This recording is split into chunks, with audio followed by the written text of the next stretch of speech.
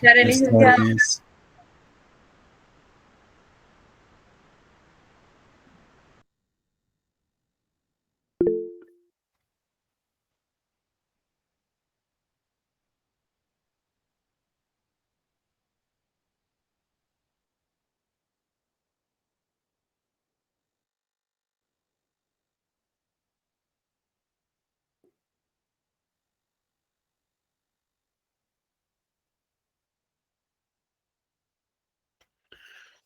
Bien, buenas tardes, bienvenidos al curso de Derecho Romano. Hoy vamos a comenzar el estudio de nuestra cuarta unidad. Reitero, esta cuarta y la quinta unidad es el contenido que vamos a evaluar en el examen final. Lo que vemos hoy no entra en el examen del 12 de octubre. El examen del 12 de octubre, el segundo examen parcial, cubre únicamente hasta lo que vimos el día anterior. Solamente vamos a evaluar en ese segundo examen las unidades 2 y 3. La 4 y la 5 son para examen final.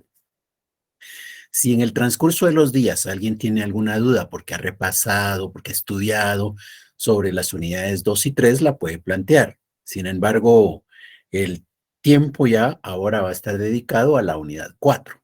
De igual manera, la otra semana tenemos exámenes martes y jueves, entonces no van a haber clases de Derecho Romano para ustedes, ¿ya? No van a haber clases de Derecho Romano porque martes y jueves tienen examen parcial de otros cursos. Entonces, esos días no hay clases. Prácticamente hoy es, ¿qué? Hoy es nuestra penúltima clase porque tenemos una clase todavía el martes que sigue de la semana siguiente, es decir, el 11 de octubre. Pero en esa clase igual, lo que vamos a hacer es seguir avanzando con esta cuarta unidad. Bien, entonces si no hay dudas, si no hay inquietudes, vamos a estudiar nuestra cuarta unidad. ¿A qué se refiere la cuarta unidad? La cuarta unidad lo que va a abordar es el tema de la familia. ¿Por qué es importante la familia? Vamos a conocer cómo estaba estructurada la familia en Roma y vamos a descubrir que allá en Roma realmente el único que tenía poder, el único que realmente era considerado como sujeto de derecho era el papá.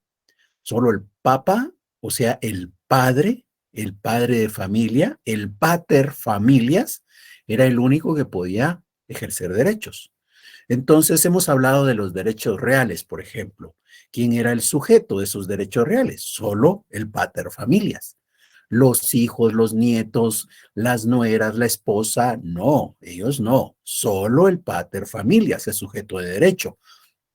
Entonces solo él era el que podía tener la propiedad, el usufructo, el derecho de habitación, el derecho de uso y cuanto otro derecho hemos estudiado, solamente al pater familias le podía corresponder.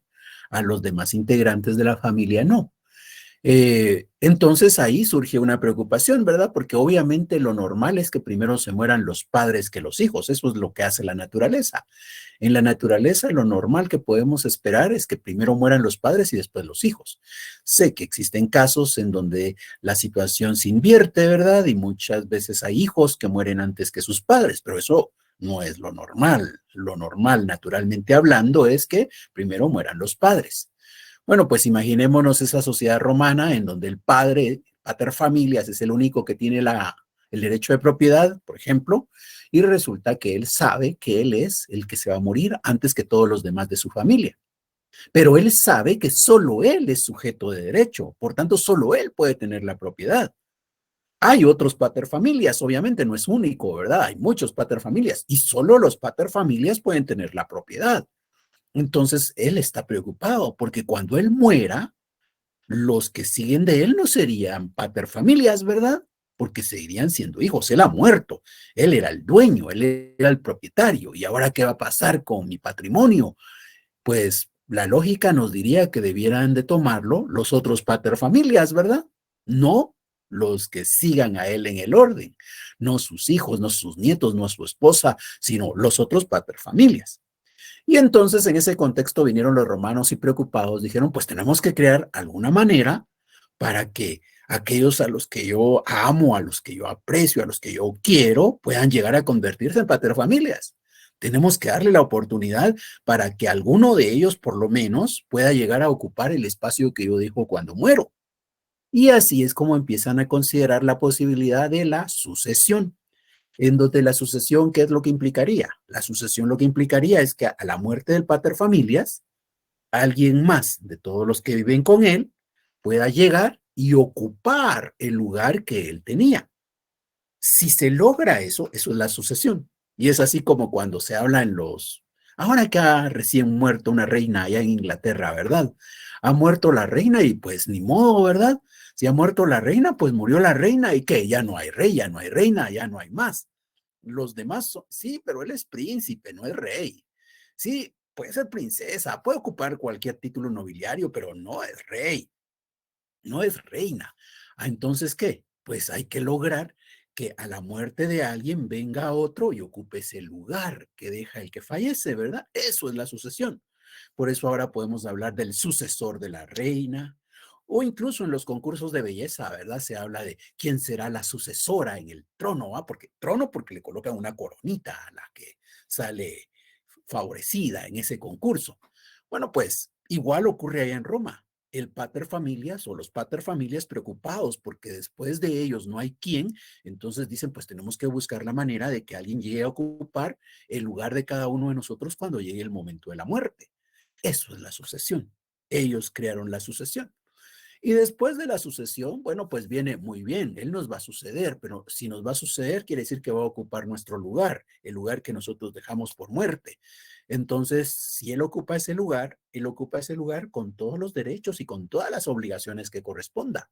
Es decir, realmente están viendo cómo surge un nuevo pater familias para que él pueda tener el patrimonio, que el patrimonio no se pierda, que el patrimonio trascienda y continúe dentro de aquellos que integran la familia de aquel señor que ha muerto. Ese es más o menos el esquema general del que vamos a tratar ahora. En esta cuarta unidad vamos a referirnos primero a la familia y después al tema de la sucesión. Bien, si no hay dudas, si no hay comentarios, entonces entramos a tratar el tema de la familia y para eso me apoyo en una presentación.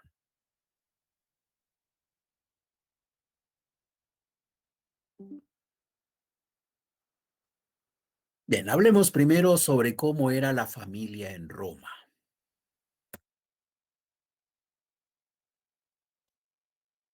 Así era la familia, ¿verdad? Ahí están un señor, una señora y todos los demás que, pues ahora podríamos decir hijos, ¿verdad? Pero en aquel entonces no necesariamente eran hijos.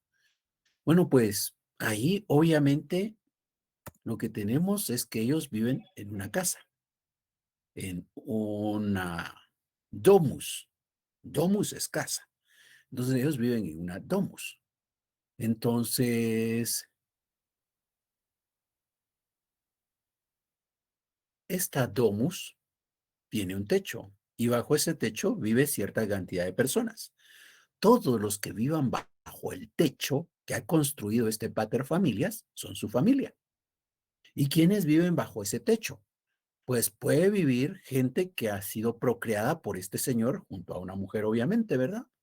Pero también pueden vivir otras personas que no han sido procreadas por él. Pueden vivir cualquier otra persona que este señor tenga bajo su dominio. Entonces, todos los que están acá son su familia, todos los que viven bajo su techo. Y como viven bajo su techo, todos están bajo el poder de él. Hemos dicho que él es el único que es sujeto de derecho.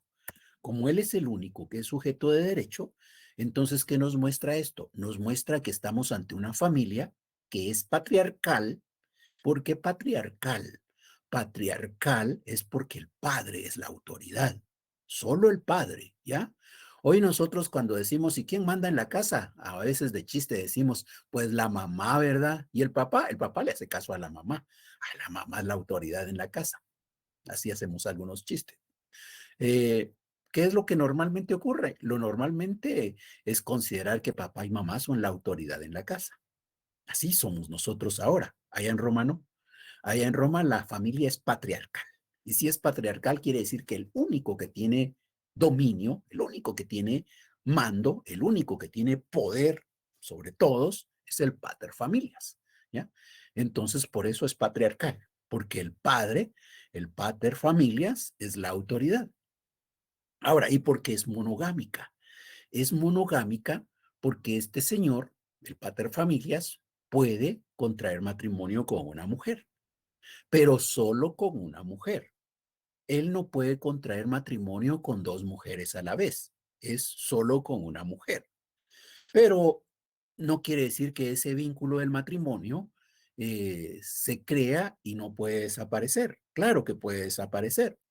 El pater familia, si considera que la mujer con la que está no es la que él esperaba, pues él puede, digamos, desechar, abandonar a la mujer. Y no se necesita de que, ay, entonces como ahora, ¿verdad? La separación, el divorcio y el trámite de divorcio y que hay que contratar abogados. No, no. Allá este señor dice, bueno, pues yo voy a contraer matrimonio con otra mujer. Y él puede contraer el matrimonio con otra mujer y solamente por contraer un nuevo matrimonio deja sin efecto el matrimonio anterior. No se necesita que la señora diga, sí, yo acepto en otorgarle el divorcio a este que ya me cayó mal. No, no, no. La señora no. Aquí lo que cuenta es el pater familias. La señora no. La señora no tiene ningún poder. Es el pater familias el que puede decir, yo ya me cansé de ella, así que contraigo matrimonio con esta otra mujer. Y celebra el matrimonio y con solo celebrarlo ha dejado sin efecto el matrimonio anterior. Pero no puede estar en vínculo de matrimonio con más de una mujer a la vez, ¿ya? Si celebra un nuevo matrimonio, deja inmediatamente sin efecto el otro matrimonio. Entonces nos damos cuenta, por eso es monogámico, ¿ya? Esta familia es monogámica porque él solo puede mantener el matrimonio con una mujer. Ahora, ¿podía tener otras mujeres? Diría alguien, ¿verdad? Pues claro que podía tener otras mujeres. Él podía tener concubinas, es decir, mujeres que tenían relaciones con él, que incluso podían procrear hijos de él, pero no eran su mujer, no era su esposa, ¿ya? No era su esposa. ¿Por qué? Porque solo con una mujer puede contraer matrimonio, pero podía tener a otras mujeres alrededor y tener hijos con ellas y vivían esas mujeres en la misma casa que la esposa y eso era normal, ¿ya? Era normal, no, no era de que la esposa decía, a la gran, pero ¿por qué están esas aquí? No, era normal en esa época. En esa época el pater familias podía tener a su esposa y a otras mujeres.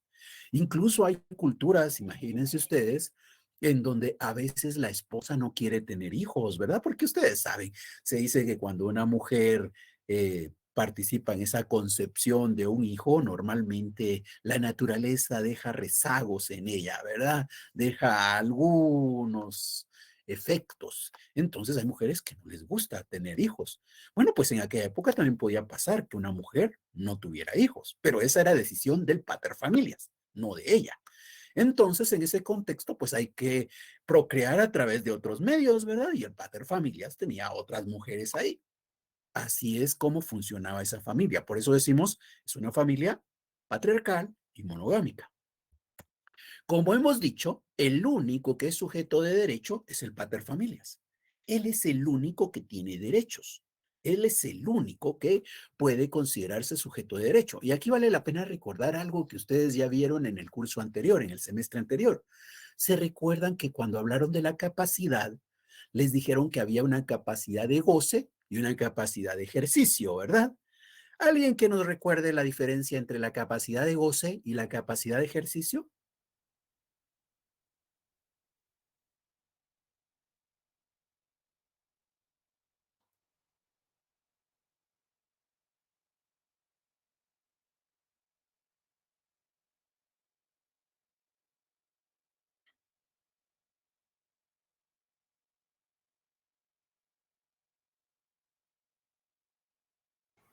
De goce creo que era por obligación y de ejercicio dependía de nosotros si lo queríamos ejercer o no.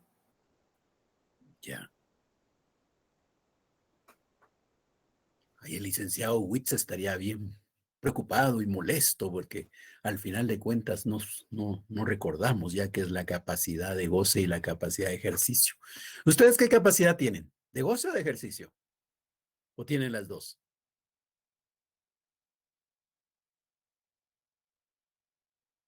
Las dos. Las dos. ¿Hubo algún momento en donde solo tuvieran una?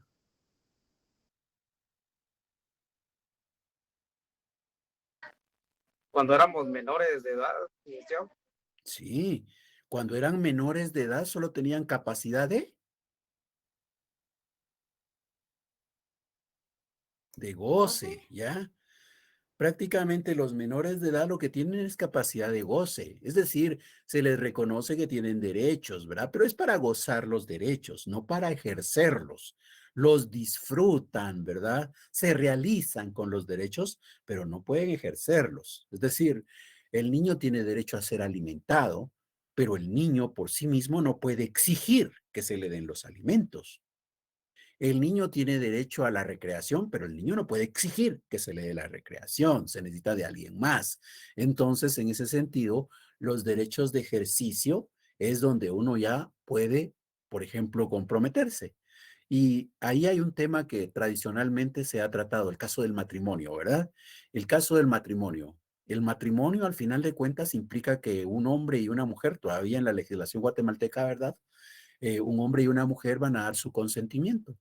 Pero para dar su consentimiento en contraer matrimonio, deben de tener capacidad de ejercicio, porque solo el que puede ejercer derechos es el que puede tomar decisiones. El que tiene solo capacidad de goce no puede tomar decisiones.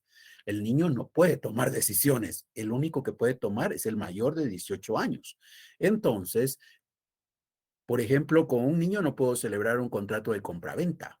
Con un niño no puedo celebrar un contrato de arrendamiento de bien inmueble. Con un niño no puedo celebrar ningún contrato. ¿Por qué? Porque él es un sujeto de derecho que puede gozar de los derechos, pero no puede ejercerlos, no puede ejercitarlos. En cambio, con los mayores de 18 años, ahí sí ya podemos entrar a esas negociaciones. Bueno, pues algo parecido es lo que hay que traer acá a esa época de Roma. En ese contexto, el único que puede ejercer derechos, el único que tiene capacidad de goce y capacidad de ejercicio es el pater familias. Los demás no. Pero ¿y si el hijo ya tiene 18 años? Pues no importa.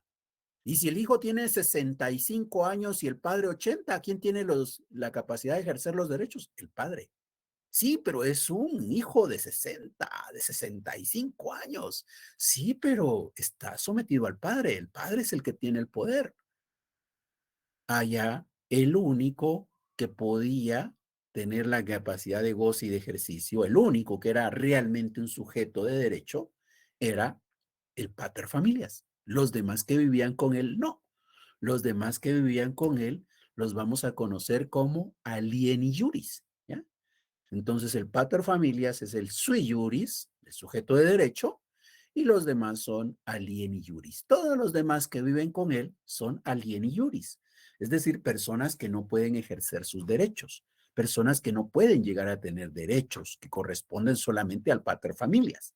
Entonces, en toda la familia y en todas las familias vamos a poder distinguir que siempre es el pater familias, el sujeto de derecho, el sujeto pleno de derechos, y todos los demás, pues pueden tener algún derecho, pero realmente no son sujetos de derecho, no llegan a tener la capacidad de goce y de ejercicio que caracteriza al pater familias. Por eso a ellos se les va a conocer como alieni juris, ¿ya? Entonces, solo hay un sujeto pleno de derechos, solo hay un sujeto de derechos. En tanto, los demás no son sujetos plenos de derecho.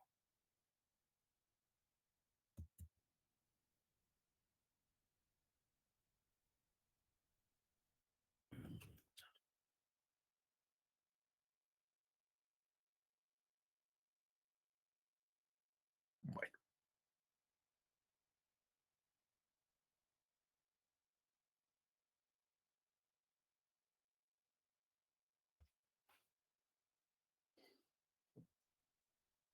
déjenme ver algo que se me está perdiendo acá.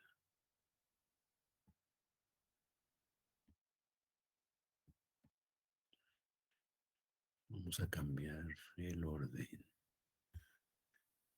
Bueno, ahora hemos hablado de que allá en Roma el derecho tenía dos componentes, ¿verdad? El jus civile y el jus honorario.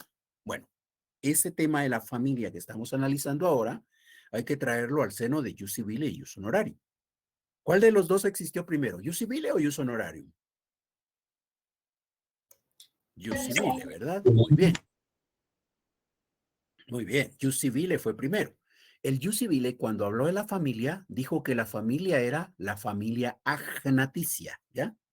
En el jus civile, la familia que se va a reconocer es la familia agnaticia. La familia agnaticia. ¿Qué pasa con la familia agnaticia? En la familia agnaticia, lo que vamos a tener es que dentro de esa casa, dentro de ese domus, bajo aquel techo que habíamos dibujado allá, pues todos los que están bajo el poder del pater familias son su familia. Todos los que viven bajo el domus son su familia. Su familia son todos los que dependen de él, todos los que viven bajo el poder de él. Nos damos cuenta, aquí lo que estaba importando, allá en esa Roma que está regulada por el jus civile, eran las relaciones de poder. Si hay alguien que está bajo mi poder, es mi familia. Sí, pero y vínculos de sangre no hay nada, no importa. Aquí la sangre no es lo que cuenta, aquí lo que importa es la relación de poder. Son parte de mi familia todos aquellos que yo tenga dominados, todos aquellos que tenga yo bajo mi techo, todos aquellos que dependan de mí, todos aquellos sobre los que yo tengo algún poder, son parte de mi familia. Jus civile. El tema de la familia no estaba regulado en el jus honorarium, solo en el jus civile, basado en relaciones de poder. Los magistrados en su momento crearon el jus honorarium y cuando crearon el jus honorarium, crearon un tipo de familia diferente. A esta familia la conocieron como la familia cognaticia, nos damos cuenta. Agnaticia, jus civile, cognaticia, jus honorarium. La familia cognat no iba a estar basada en relaciones de poder. ¿Quiénes forman parte de la familia del pater familia? Todos aquellos que tengan vínculos de sangre con él. Solo ellos son parte de su familia. Los que no tienen vínculos de sangre no son parte de su familia. Nos damos cuenta, hay dos tipos de familia. Depende si somos ciudadanos romanos o no. Depende si vivimos en la ciudad de Roma o fuera de ella. Depende. Así puede haber una familia agnaticia o una cognaticia. Depende de qué derecho vayamos a usar. En cierto derecho, por ejemplo, yo puedo decir que él es parte de mi familia, pero si me paso al otro derecho, ahí ya no resulta siendo parte de mi familia. Por ejemplo, imagínense, de repente por ahí hay alguna familia en donde vive la hermana de la señora, la hermana de la esposa, de repente vive ahí en la casa. O, por ejemplo, que viviera la suegra o el suegro de cualquiera de los dos, ¿verdad? De papá o de mamá. Bueno, pues en la lógica de la familia agnaticia, ¿ya? La familia agnaticia, pensemos en la suegra del pater familias, ¿ya? Se llegó a instalar la suegra a la casa del pater familias ahí cuando contrajo matrimonio con la hija. Ahí está la suegra. En el En el derecho civil, en la familia agnaticia, esa suegra forma parte de la familia del pater familias, porque esa suegra depende del pater familias. Como depende, está bajo su poder y forma parte de su familia. Pero ahora, si nos vamos al jus honorarium, resulta que la suegra no es parte de la familia. ¿Por qué? Porque esa suegra no guarda ningún vínculo consanguíneo con este señor, ¿ya? Entonces, vive ahí, pero no es parte de la familia. Ya está ahí arrimada a la casa, no es parte de la familia. Nos damos cuenta de las diferencias. La familia agnaticia está basada en las relaciones de poder. La familia cognaticia en los vínculos de sangre. Una es del jus civile, la otra es del jus honorarium. Bueno, antes de hablar del poder del padre, hablemos de los grados y las líneas entonces. Bueno, sabiendo que existen esos dos tipos de familia, la agnaticia y la cognaticia, podemos hablar de los grados y líneas de parentesco. Cuando hablamos primero hablemos de líneas, ¿ya? Primero de líneas. Las líneas las formamos, ¿cómo formamos una línea? Uniendo puntos, ¿verdad? Por ahí cuando vemos la definición de línea, incluso nos dice, ¿qué es la línea? Una sucesión de puntos, ¿verdad? Bueno, pues la línea tiene varios puntos. Si yo coloco un punto acá y uno de los puntos, ¿qué conseguí? Una línea, ¿verdad? Bueno, pues cada uno de los puntos va a ser un integrante de la familia, ¿ya? Cada uno de nosotros dentro de nuestra familia es un puntito. Y ahora vamos a ir uniendo esos puntitos. Entonces diría yo, ay, aquí está mi hermano, trazo una línea para acá. Bueno, pero las líneas realmente no deben de trazarse de manera horizontal, porque aquí lo que importa es la verticalidad. Entonces, sé que mi hermano está aquí a la par, que mi hermana está aquí a la par, pero no voy a hacer líneas horizontales, solo voy a hacer líneas verticales. Entonces, si quiero llegar a mi hermana, tengo que ir para arriba. Y para arriba voy a llegar a un puntito que es mi papá. Y después, pues puedo bajar de mi papá a mi hermano o mi hermana. Se dan cuenta, las líneas son para arriba y de los puntos de arriba se puede bajar para otros puntos, ¿verdad? No sé si logramos entender eso.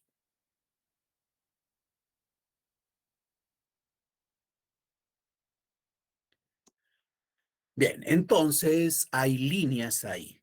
Si tuviera, por ejemplo, al bisabuelo, al abuelo, al padre, al hijo, al nieto, pues entonces tengo varios puntitos, ¿verdad? Y puedo trazar una línea desde el bisabuelo, desde el abuelo hasta el nieto, por ejemplo, y ahí hay una línea.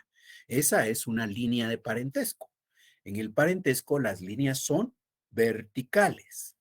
Como hay líneas verticales, pues resulta que, imagínense que mi bisabuelo tuvo dos hijos. Si mi bisabuelo tuvo dos hijos, quiere decir que un hijo traza una línea y el otro hijo traza otra línea. Son dos líneas verticales, pero que tienen un punto en común. Y el punto de común es el bisabuelo.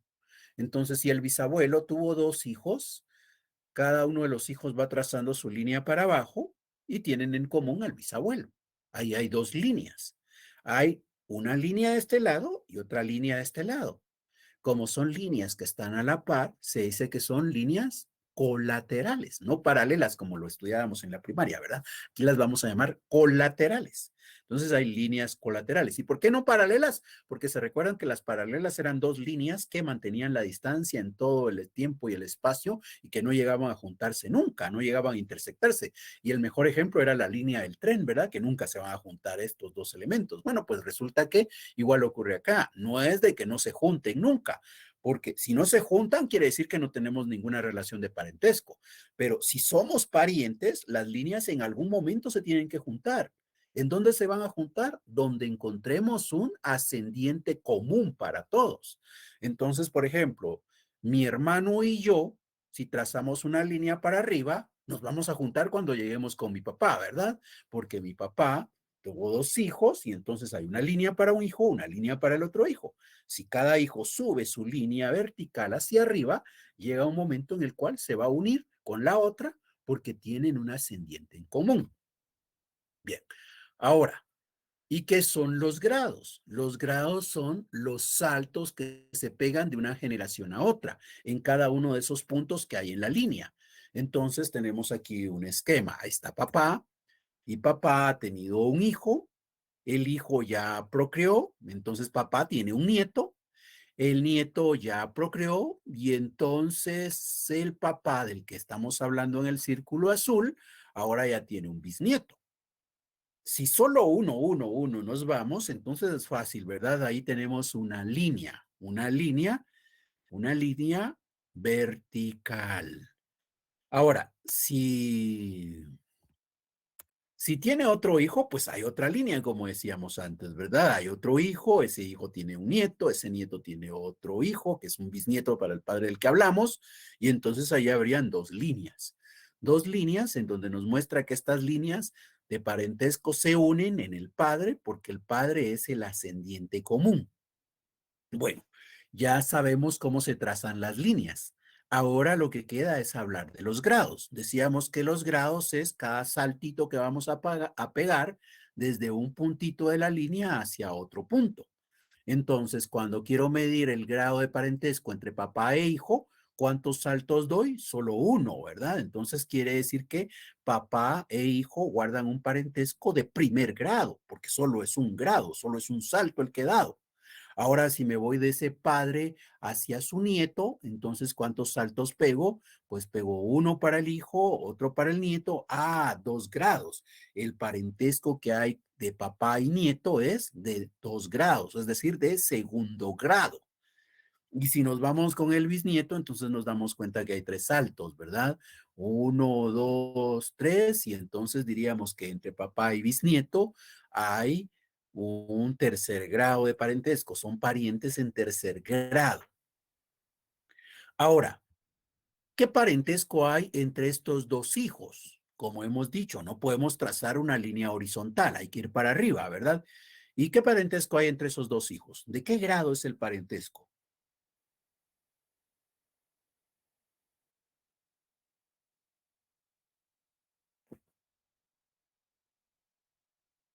¿Primer grado, licenciado?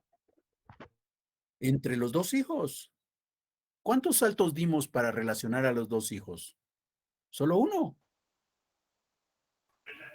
Segundo grado tomando en cuenta el papá. Sí, se recuerdan, no podemos trazar líneas horizontales, solo verticales. Entonces hay que subir al elemento común y luego bajar. Vamos hacia el ascendiente común y luego bajamos. Ahí son 2 grados. ¿Por qué? Porque vamos de este hijo al padre y luego del padre al hijo y entonces ya pude unir a estos dos. Pero no puedo unirlos directamente. Tengo que ir hacia arriba y luego hacia abajo. Entonces, el parentesco que hay entre esos dos hermanos es de segundo grado. ¿Alguna duda?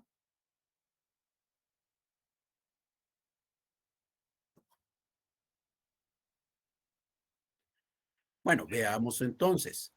Si este hijo, el que tengo acá con el cursor, este hijo lo quiero relacionar con este que tengo acá, ¿ya? Estos dos los voy a relacionar. ¿Qué grado de parentesco tienen estos dos? Tercer grado. Tercer grado, ¿verdad? Vamos para papá, a hijo, a nieto, 3 saltos. Tercer grado, muy bien. Ahora, imaginémonos en nuestra familia. Cada uno de ustedes está en una familia. Cada uno de ustedes forma parte de una línea. Pregunto, ¿qué grado de parentesco hay entre usted y su primo?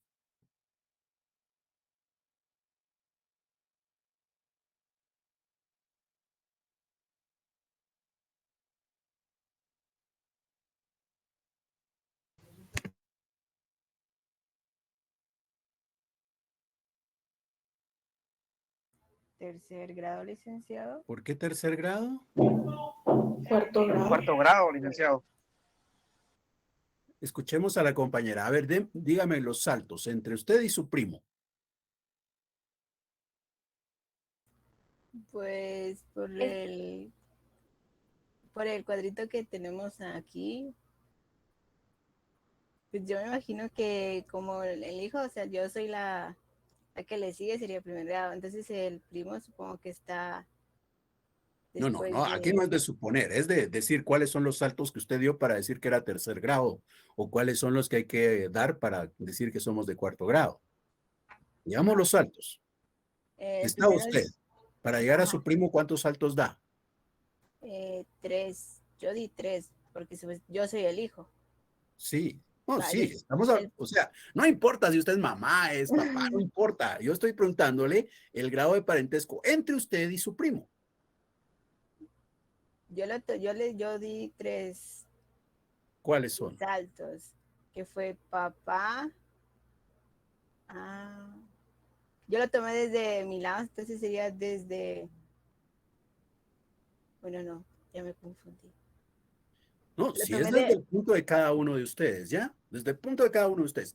Aquí no me importa si usted es papá, usted es mamá, usted es hijo, nieto, bisnieto, eso no me importa, ya eso no tiene trascendencia en esta pregunta.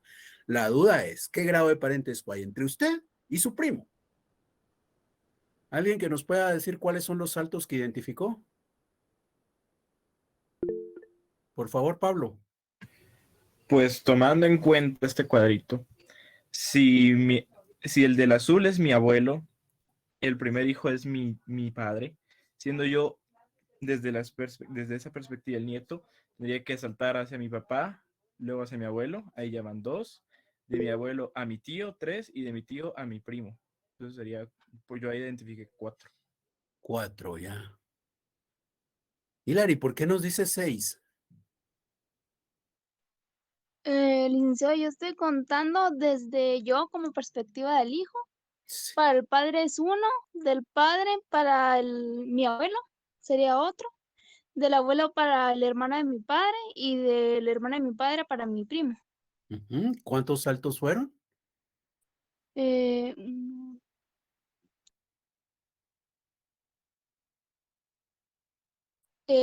6 creo yo, o 5, 6 si no estoy mal. Cuéntelos bien, Hilary. Son 5, licenciado. Dígalos de nuevo, Hilary, vamos contando. Vamos a ver, ¿desde usted para dónde? El primer Sí, salto. licenciado, son 5. 5. Sí, del hijo para el papá 1, del papá para el abuelo otro, del abuelo para el tío otro, del tío, no, son 4. Son 4 saltos, Sí. ¿verdad? Son 4 saltos para llegar a establecer el parentesco con mi primo. O sea que mi primo es pariente mío en 4º grado. Este dibujito que hay acá en la diapositiva solo es para que nos formemos la idea. No quiere decir que hay que sacar el dibujito para ir llenándolo y ver qué parentesco tenemos. No, ¿ya? Es solo una referencia. En la mente de nosotros vamos dando los saltitos que hay que pasar de aquí para allá, para allá, para allá, hasta llegar al pariente que nos interesa. Muy bien. ¿Alguna duda?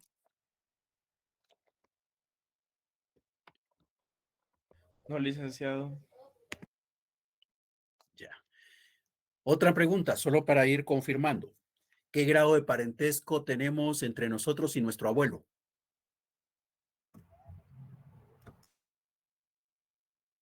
Cada uno de ustedes con su abuelo, ¿qué grado de parentesco Tercer tiene? grado. Tercer grado. Segundo grado. Segundo grado. Segundo grado. Segundo grado, porque si voy contando hacia mi abuelo, ¿qué es lo que hago? Primer grado a mi papá, primer salto, a mi papá. Luego de mi papá, salto a mi abuelo. 2 saltos di para llegar a donde está mi abuelo. Entonces yo soy pariente de mi abuelo en segundo grado. Vaya, ahora, ¿qué grado de parentesco hay entre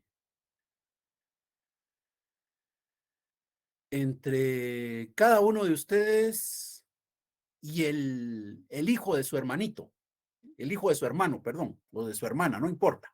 O sea, el sobrinito, ¿verdad? El que les dice tía, tío, tía, tía, tía. ¿Qué grado de parentesco hay con ese niño que nos está diciendo tío o nos está diciendo tía? 3, Hagamos los licenciado. saltos. Tercer Tercer grado. grado. Tercer grado. Tercer grado con el sobrinito.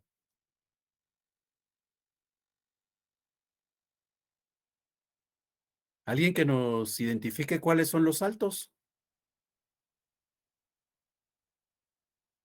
Yo Sería.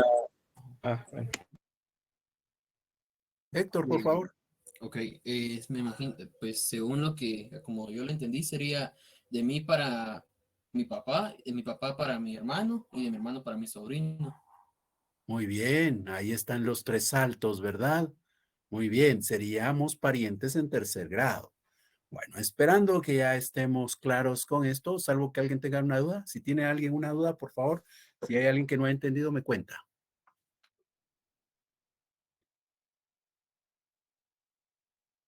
Por mi parte está claro, licenciado. Muchas gracias. Bueno, si no hay dudas, entonces una más difícil, dice Sofía. No, esas las guardo para el examen. Entonces vamos ahora con lo que sigue. Es broma lo de que en el examen viene lo más difícil, ustedes. En el examen es lo mismo que hemos dicho en la clase, lo único es que muchas veces entre tanta cosa se nos va olvidando, ¿verdad? Y por eso se nos complica.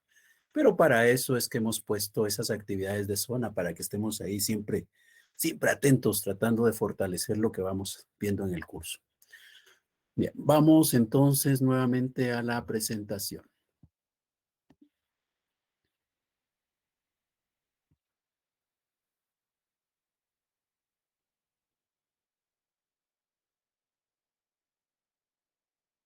Bueno, hemos estado hablando de que el padre tiene un poder. Realmente este poder del padre cuenta para ambas familias, no de que, ay, como en esta familia es el poder lo único que cuenta, entonces solo para esa vale el tema del poder del padre. A esta familia como lo que le importa son los vínculos de sangre, entonces ahí sí ya no vale lo del poder del padre. No, el poder del padre es un tema que es común para ambas familias, para la agnaticia y para la cognaticia. Solo antes de seguir avanzando, ¿y nosotros qué modelo de familia tenemos? ¿El de la agnaticia o el de la cognaticia? Cognaticia. Cognaticia. Hoy cuando dibujamos nosotros nuestra familia son todos aquellos con los que tenemos lazos de sangre, no todos aquellos sobre los que alguien tiene poder, ¿verdad? Hoy ya no es el poder como era en el ius civile, hoy son los lazos de sangre como fue en el ius honorarium. Nos damos cuenta, existían esos dos derechos y uno de esos dos fue el que prevaleció en la historia, el ius honorarium, y es el que ha llegado hasta nosotros. Muy bien, hablemos del poder del padre. Hablamos de que el poder lo tiene este señor, ¿verdad? Y lo tiene sobre todos los alieni iuris. Por eso se llaman alieni iuris. Él tiene un poder sobre todos ellos. Ese poder tiene un nombre. Se llama patria potestad. La patria potestad es el poder que tiene el padre sobre todos los que viven con él, sobre todos los que forman su familia. La patria potestad no tiene que ver con los vínculos de sangre, no necesariamente, ¿ya? La patria potestad es el poder que tiene el padre sobre todos los que viven en su casa. Ese poder del padre sobre todos los que están en su casa se llama patria potestad. Esa patria potestad todavía existe ahora. Hoy existe el concepto de patria potestad. Hoy los hijos, los niños están bajo la patria potestad de papá. En la legislación contemporánea, ¿quién ejerce ese poder sobre los hijos? ¿Quién creen ustedes?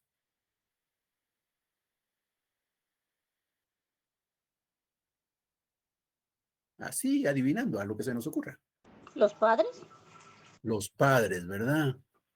Este poder hoy se llama patria y diríamos, patria, padre, ¿verdad?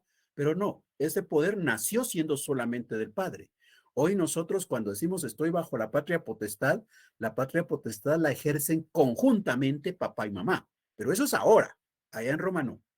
Allá en Roma se llamaba cabalmente patria porque era del padre.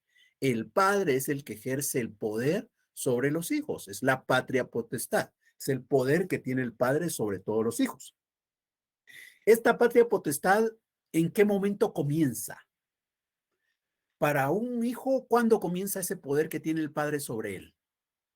¿Desde el nacimiento? Desde el nacimiento, ¿ya? Desde el nacimiento comienza este poder. Este poder que tiene el papá sobre el hijo comienza desde el nacimiento. Este poder que tiene el padre sobre aquel alieni iuris comienza desde el nacimiento. Desde ahí comienza ese poder. Ahora, ¿cuándo va a terminar el poder? El poder va a terminar cuando muere papá o muere el hijo, ¿ya? Cuando muere el padre o muere el hijo, ahí se termina el poder. Eso quiere decir que si yo tengo 65 años y mi padre tiene 78, bueno, pues resulta que sigo estando bajo el poder de mi padre. ¿Por qué? Porque la única manera de lograr la extinción principalmente de ese poder es con la muerte. La muerte de papá o la muerte del hijo. En tanto esté vivo papá papá e hijo, en tanto estén vivos padre e hijo, ese poder continúa. Hoy ya no es así, ¿verdad? Hoy ya no es así, pero en aquella época sí. En aquella época el poder del padre terminaba cuando terminaba la vida de él. Cuando moría el padre, hasta ahí llegaba el poder. O moría el hijo, ¿verdad? Si el hijo moría antes que papá, pues ese hijo nunca había dejado de ser alieni iuris. Siempre había quedado sometido para el padre. No conoció en su vida lo que era ser sui iuris. Siempre alieni iuris, desde que nació hasta el momento de su muerte. ¿Por qué? Porque murió antes que papá. Entonces, la patria potestad no tiene límites. La patria potestad no termina por un cambio en la edad. No importa qué edad tenga el hijo, siempre y cuando el padre esté vivo, está sometido al poder de su padre. Por ejemplo, lo que decíamos, ¿verdad? 60 años, no importa, su padre vive, sí. Entonces usted está sometido. Y no importa qué edad tenga el padre, en tanto esté vivo, el hijo va a estar sometido a ese poder. Hoy no es así, ¿verdad? Hoy a los 18 años se consideran ya todos ciudadanos y por tanto capaces de ejercer sus derechos. En aquella época de Roma no. En aquella época de Roma, el padre, en tanto esté vivo, es el que tiene el poder de los hijos. La edad no cambia.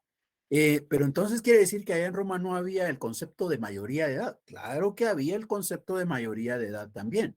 ¿Ya? Allá en Roma también se creó el concepto de mayoría de edad. Pero no quiere decir que, ay, como ya es mayor de edad, ya puede tomar sus decisiones. No, sigue estando sometido al poder del padre. Este concepto de la mayoría de edad vale la pena considerarlo. En algún momento dijeron, bueno, pues, pero mejor hablemos de esto cuando tratemos la tutela, que ahí va a ser más útil el hablar de la mayoría de edad. De momento no vamos a decir cómo nació el concepto de la mayoría de edad, pero sí vamos a tener bien claro que el cambio de edad, no importa si incluso se alcanza la mayoría de edad, no produce ninguna modificación en el poder del padre sobre los hijos. El poder continúa. Otro elemento que no va a afectar a esta patria potestad es el estado civil del hijo. El hijo contrajo matrimonio. Entonces, como el hijo contrajo matrimonio, debiéramos de considerar que ese hijo ya es libre para formar su casa, se va a formar su casa, tiene sus hijos, entonces ya no está bajo el poder del padre. No. De igual manera, ese hijo, aunque contraiga matrimonio, sigue sometido al poder de su padre. Y los hijos que tenga este señor, entonces, o sea, los nietos del pater familias, ¿verdad? Pues igual, sometidos. Si mi padre está sometido, yo, hijo, también estoy sometido al poder del pater familias.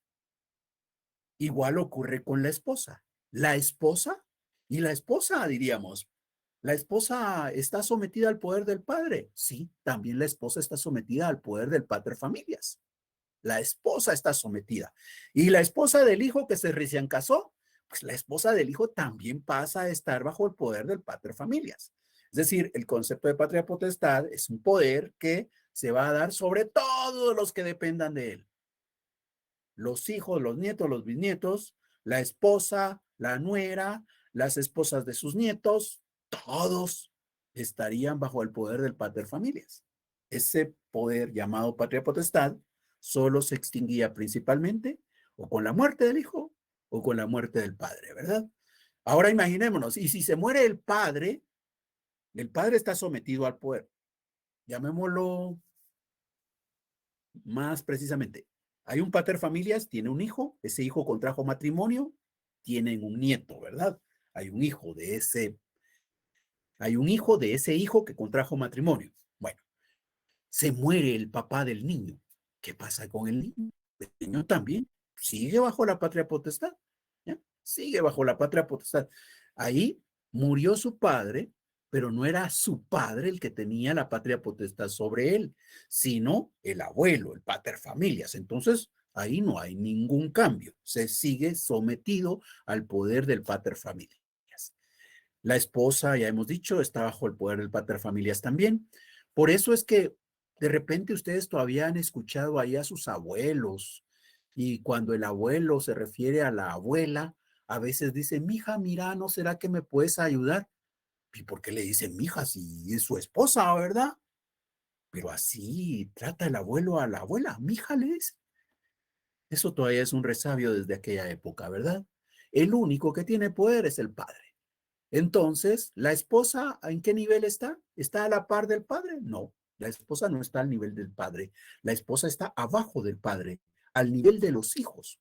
Por eso es que a esa esposa se le puede ver como una hija, porque en esa estructura de poder está al nivel de los hijos. Y la esposa del hijo, pues la esposa del hijo no está al nivel del hijo, ¿verdad? Sino está abajo, es decir, al nivel de los nietos. Las mujeres no tienen ningún poder acá. En esta sociedad es el hombre el que tiene el poder. Por eso se dice que es una familia patriarcal, como hemos dicho antes.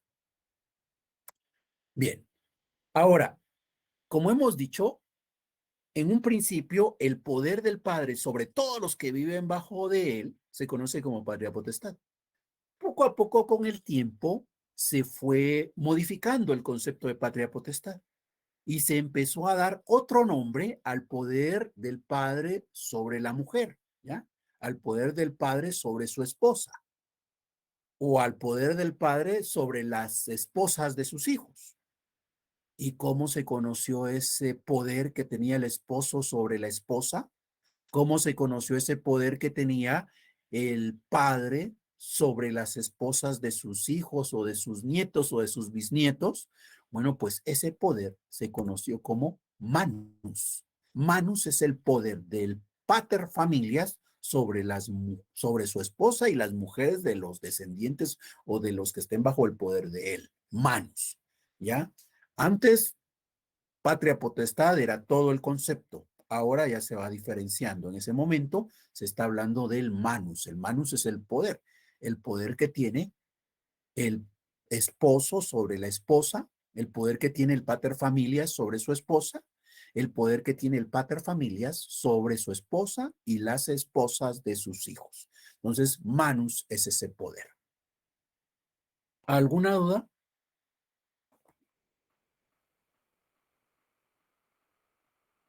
No, licenciado. Ahora, ¿cómo se obtenía ese poder? Pues ustedes han escuchado o han asistido a ceremonias religiosas o de repente han participado en alguna relacionada con el matrimonio. Cuando se da la celebración religiosa del matrimonio, ¿qué es lo que normalmente ocurre? ¿Cuáles son los signos que se hacen en esa ceremonia religiosa de matrimonio? Alguien que nos aporte ahí, ¿qué signos nota? ¿Qué es lo que ocurre? Aparte de que la novia va de blanco normalmente, ¿verdad? Y el novio va vistiendo un traje de gala, que normalmente vienen y los amarran en algún momento, ¿verdad? ¿Qué otra cosa pasa? El padre entrega a la hija al esposo, al futuro esposo. Sí, el padre hace la entrega de la hija, ¿verdad? El padre lleva a la hija y se la entrega al futuro esposo. Nos damos cuenta cómo aquello que hay allá en la sociedad romana, de alguna manera, todavía nosotros lo seguimos preservando en nuestros rituales religiosos. ¿Qué otra cosa pasa?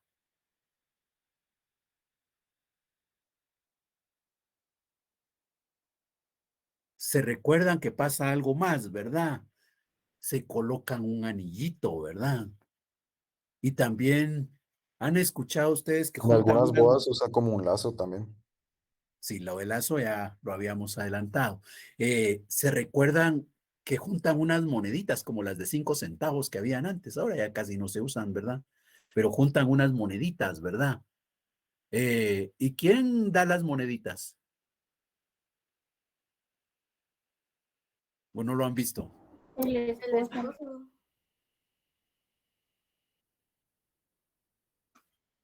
Bueno, hablemos acá de... Hay una figura que se conoce como la dote, ¿no? La dote. La dote. ¿Y qué pasa con esto de la dote? Lo que ocurre es que si, imagínense que yo soy papá, yo soy un pater familias y tengo una hija. Como es una hija, depende de mí. Yo tengo que cubrir todas las necesidades de mi hija. Yo soy el pater familias, tengo hijos y dentro de todos ellos hay una hija. Bueno, pues la hija depende de mí, a la hija yo la tengo que atender, le tengo que apoyar en cubrir sus necesidades. Muy bien. La hija contrae matrimonio.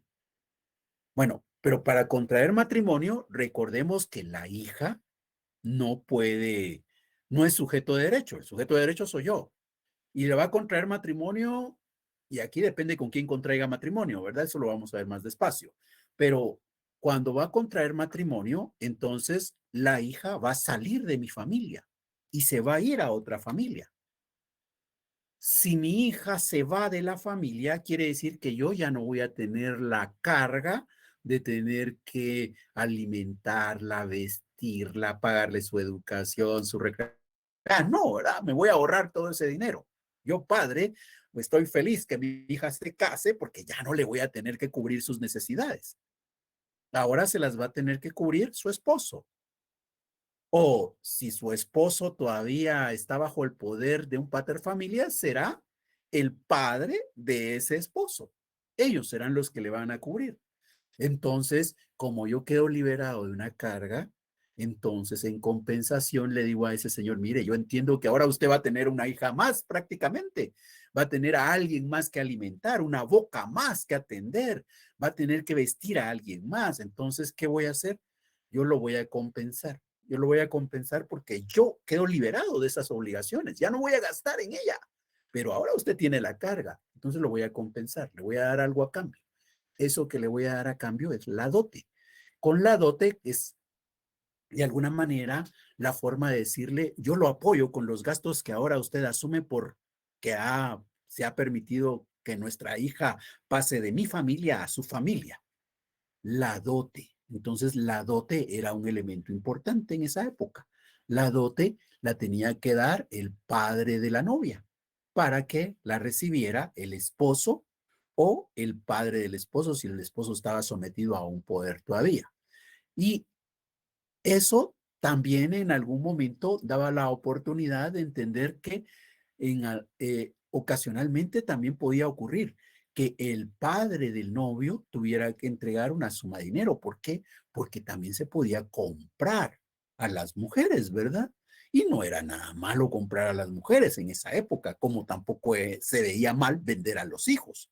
Entonces, así es como nace este concepto de la dote en ese contexto de el poder de los padres sobre los hijos, incluyendo a las mujeres y a los hombres. Bien, ¿alguna duda?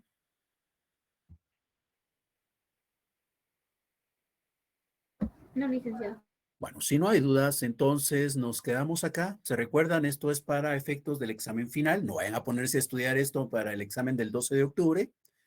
El 12 de octubre solamente cubre las unidades 2 y 3. El examen será siempre por Moodle. Ahí vamos a tener una actividad todavía. Y les aclaro de una vez. Una actividad este fin de semana, ¿ya? Relacionada con los derechos reales. Una actividad el fin de semana que viene. Dentro de 2, 3 días, ahí tendremos nuestra actividad número 4, relacionada con derechos reales. Y luego vamos a tener una actividad el 11 de octubre. La van a tener disponible 11 y 12 de octubre, ¿ya? Esa actividad va a ser, digamos, como un cuestionario para repasar lo de las unidades 2 y 3, que es lo que nos vamos a examinar el 12. Entonces es para apoyarlos a que puedan estudiar un poquito más. Entonces van a tener un cuestionario de repaso, ese 12 y el día anterior, 11. 11 y 12 van a tener un cuestionario ahí en Moodle. De igual manera, siempre ese repaso final del 11 y el 12 será sobre las dos unidades, la 2 y la 3. Entonces, si no hay dudas, nos quedamos acá y estemos atentos de la publicación de actividades. Les agradezco la atención. Se cuida. Licenciado, Diga. tengo una duda. Respecto, por ejemplo, si el pater familia fallece y tiene 2 hijos, el que quedaría como cabeza sería el primogénito. Eso lo vamos a ver más adelante. Pero hubo una época en donde sí, el primogénito era el que quedaba. Ya después se permitió que los dos fueran paterfamilias. Muchas gracias, licenciado. Para servirle. 5 actividades de zona. Llevamos 3. Este fin de semana es la 4. Y el 11 y el 12 es la 5ª. Gracias, licenciado. Feliz tarde. Para servirle. Gracias, licenciado. Licenciado. Licenciado. Licenciado. Licenciado.